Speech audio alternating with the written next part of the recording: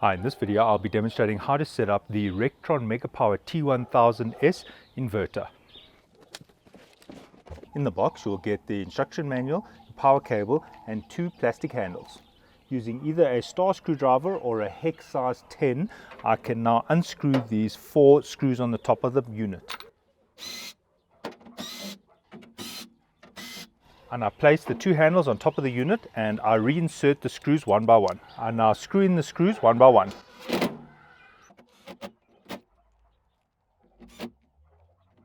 The 2 handles are now in place. Right, having a quick look at the back, we've got the AC input. This is where you plug in your inverter from your mains. Then over here is the output. This is where you will plug in your loads. This is the battery's circuit breaker. Over here, if you want to connect an external battery, you can do so over here. Just make sure you use the correct size gauge cables. If you do add your own external battery, you also need to add a double pole circuit breaker between the battery and the battery extension connections.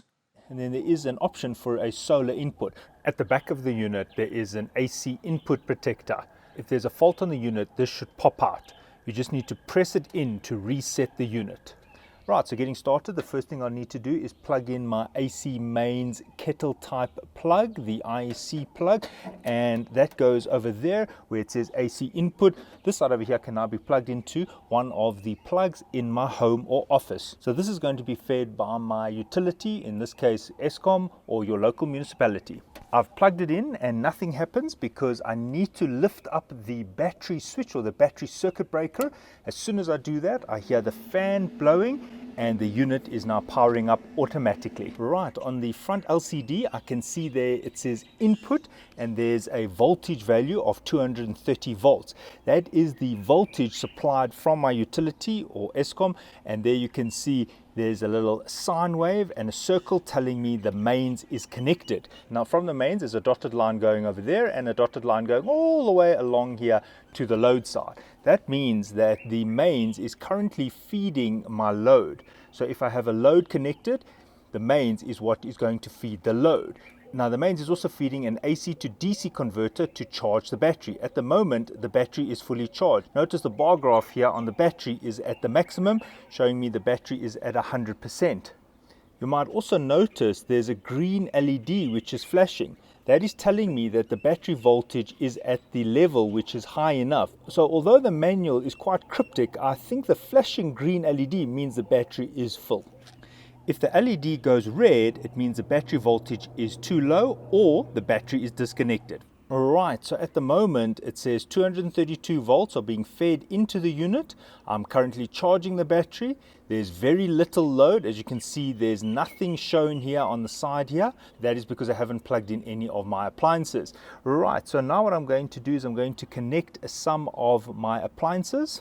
Right, over here I have 2 loads which I'll be connecting. I have a 50-watt floodlight. I also have a grilling machine which operates at just under 1 kilowatt, which is close to the maximum power output of the unit. Right at the back here I can plug in my load, so I can just plug in my first load over there and then my second load over here. If you're wanting to use a multi-plug adapter, just be careful, do not block the fan. The fan is over here and needs to be open at all times. Right, so I've now plugged in my floodlight and my grill.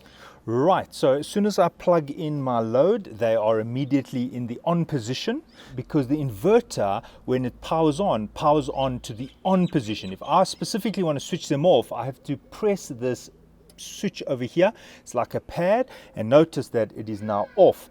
If I want to turn it back on, I have to press down for at least 1 second. Notice the LED floodlight is on. Right, now notice the load is still very low because I have not switched the grill on. I've just got the LED floodlight on, which does not use a lot of energy. And now what I'm going to do is I'm going to unplug the AC mains. So the AC mains is now unplugged.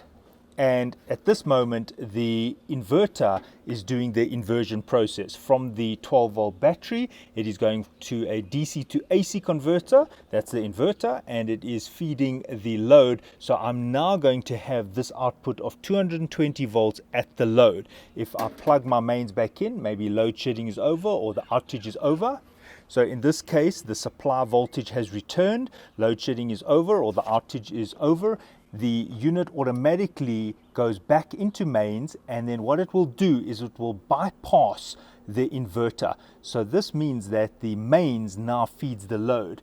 It must be noted that the inverter is using the mains for the output voltage. Even though it says here 220 volts on the output, please note that what will be there is what is here, the input voltage. So although it does say the output is 220 volts, it's incorrect. The input of 233 will be at the load. This is important if you are going to be connecting a generator or something like that that has a voltage that drifts quite a lot. This is not an online UPS. This operates almost like a line interactive UPS. Please check out my detailed technical video where I explain the technical characteristics of this unit. But now, getting back to this. So the mains has returned and the unit will now charge the battery and it will feed your load from the mains. If the mains is removed, load shedding has started, it will then feed the load from your battery and it will start discharging your battery.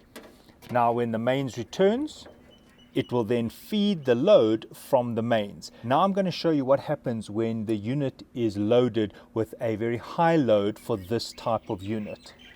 Right, so now I've connected the grill. This is almost 1 kilowatt, and then I've still got the LED floodlights, only 50 watts, and what I'm going to do is I'm going to do the changeover now.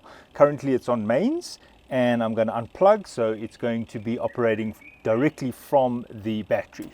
Right, so there was the changeover, but notice that the unit is now beeping twice every second. Right, so I'm going to switch off the grill. And notice the alarm has gone off. Right, there you can see the load is low, but if I switch on the grill, notice that that little graph there has gone almost to 100%, and now it has got that beeping every 2 seconds. Once I switched off the grill, notice that that beeping has gone away. You'll also notice that there are 4 beeps every 15 seconds. That is telling me that the mains is disconnected. It's a warning telling me that the unit is now operating on batteries. If you do not want the unit to give you that alarm, I press the function button for 1 full second and then I release. Notice that there is a crossed out speaker there telling me that it will no longer give me that alarm.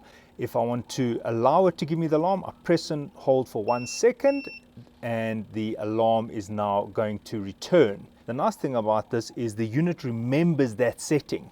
Even though I've powered down the complete unit, when it powers back up, it will still remember the setting of the alarm being in the off position. Just a reminder that when you do power on the unit, it always goes back into the on position where the load is energized. On the side here, I have a DC output switch. I turn it on, and what it does is it allows these outputs to be activated. I have a dual 5V DC USB output. This can be used to charge a cell phone. The specification is that these 2 units can collectively provide a maximum of 2 amps. I have measured it and I got a maximum of 1.4 amps on the one. So you could use this to charge a cell phone. Over here you have a 12V DC output as well. If you want to disable these, you just press this red switch on the side to the off position. Right, so the DC light is on, it's solidly on, and I've plugged in a DC wire, and if I short it, you can see that the DC yellow light here is blinking rapidly. Quick flashing means that it's been an overload or a short circuit. Right, so there you can see it self-corrects and it will now activate the DC output here again.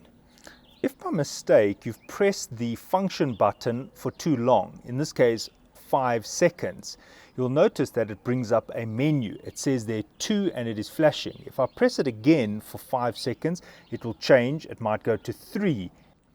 Right, it says 3 and flashing. The default for this machine, it must be at number 1. So it's important to set it to number 1. Right, so there it's number 1, and that is the default operation for this unit.